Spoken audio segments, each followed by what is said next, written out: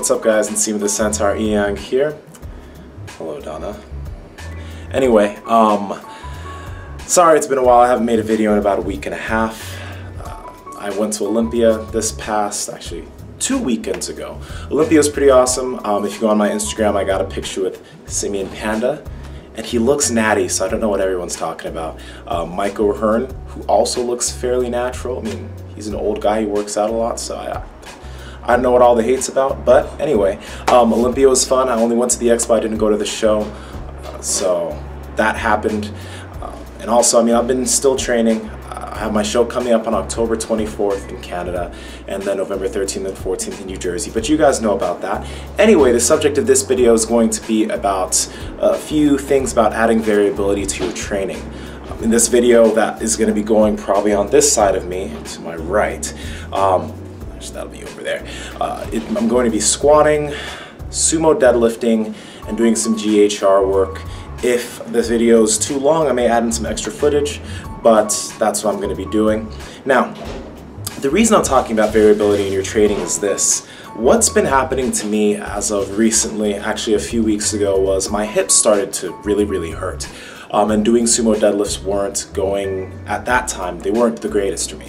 So, because I already knew how to conventional deadlift and had fairly good conventional deadlift form, I instead for that week did all my strength work and my hypertrophy work using conventional deadlifts.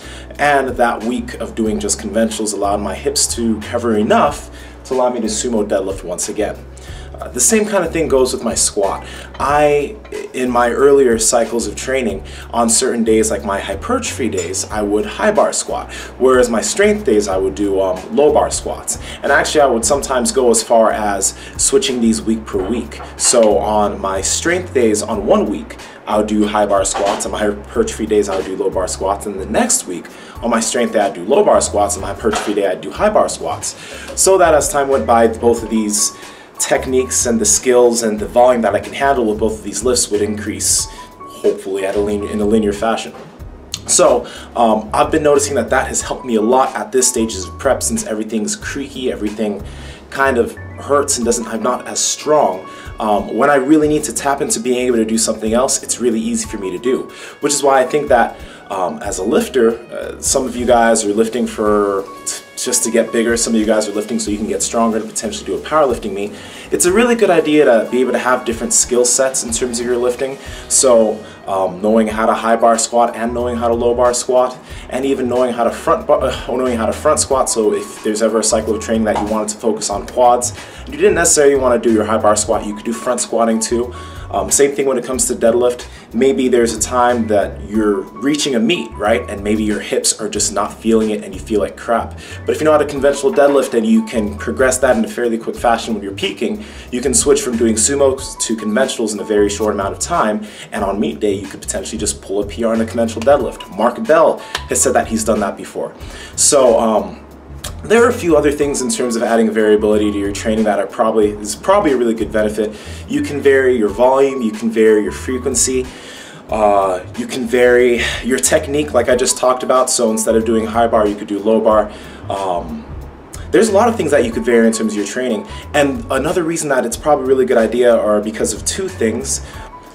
So I just brain farted, blame it on the prep. But the two things I'm going to talk about real quick are negative feedback loops and adaptive resistance and how they come into training. So negative feedback loop, for example, is for, let's use the body's temperature. Okay, when it gets too cold, you start to shiver. Your body temperature won't just continue dropping, it's going to regulate itself and you're going to start shivering.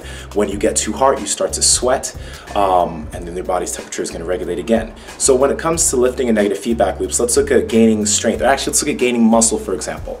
As you gain muscle over a certain amount of time and you continue to get bigger and bigger and bigger, what happens? It gets harder to gain muscle, and also you kind of lose resistance, you kind of gain resistance to hypertrophy training, which is why it's not always good to have high volume, high frequencies training year round. It sometimes is a good idea to take a deload, okay, maybe take a deload for a month or two, switch up your movements, and maybe even change the volume of training that you do.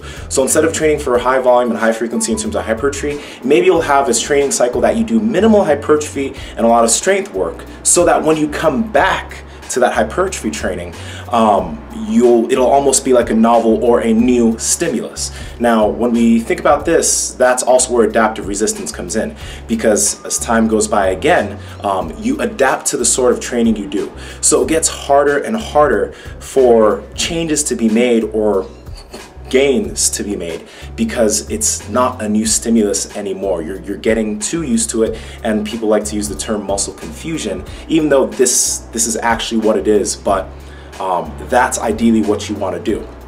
So I was going somewhere with this. Yeah, this is where I was going with it. If you're a newer lifter, some people would say maybe start with strength training first. I would disagree with that totally.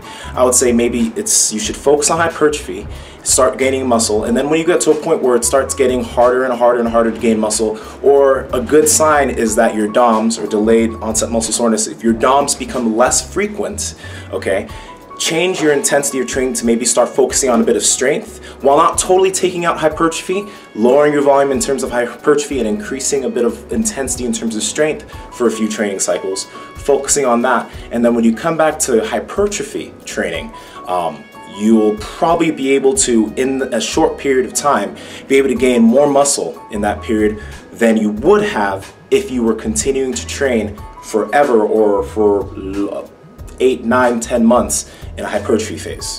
Okay, so that was a little bit on variability in training. There is a lot that can go into this. If this video really needed to take amount of time, it could be like a 20-minute video. But I just wanted to give you an idea on that, and I'm gonna have some links below in terms of some articles and resources that if you guys want to delve deeper into this subject, you can go ahead and do that. And also, if you have any questions in the comment section, go ahead and ask away. I'll answer anything that I have the ability to answer. And I believe that is it. Now, I have a question of the day for you guys. Hopefully this video was helpful for you, but in terms of training, what do you find is the most difficult for you personally at this point? Is it your technique and mechanics that you think are holding you back? Is it that you don't have enough muscle to gain strength? What do you think is the main thing that's holding you back from your personal goal in terms of your training? That is the question of the day. Also, for all of you guys that have been wondering about my full day of eating, I have a resource for that. Instead of me making a video about my full days of eating, I have a Snapchat. The Snapchat is my name. It's Nsima Inyang. I always post the foods I eat on my Snapchat stories. So if you really want to know what I'm eating every single day, add me on Snapchat. I'm gonna have the link somewhere up here. I'm gonna cut this clip real quick so you can meet my friend Eric.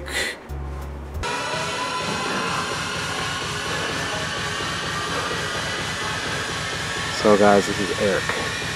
He's 19 and strong as fuck.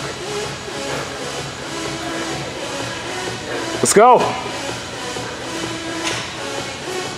Keep it good. Easy. Let's go. Brace. Up. Nice.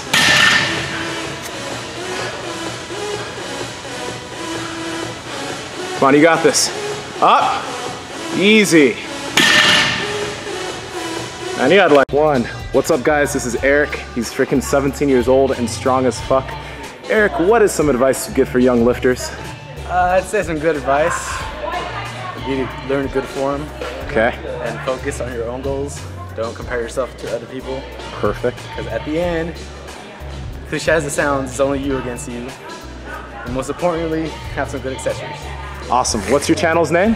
RES Fitness. And your Instagram is? Eric.j.res.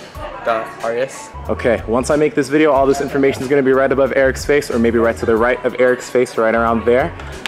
And that is all. So guys, that was Eric. He is a really, really cool dude. He's 18 years old. I wasn't deadlifting 405 at 18 years old, so that's just proof of how strong he is. I may have already linked up his channel, or I'm gonna link it up somewhere around my face. Don't forget to follow me on Snapchat for full days of eating like you've all been requesting. It's a faster way for you to see what I eat and the macros of the food I eat, so find me on there. This is Nsima the Centaur Inyang and Bobik from Break the Bar. Don't forget to answer the question of the day, and I promise that I'll be talking to you all very soon.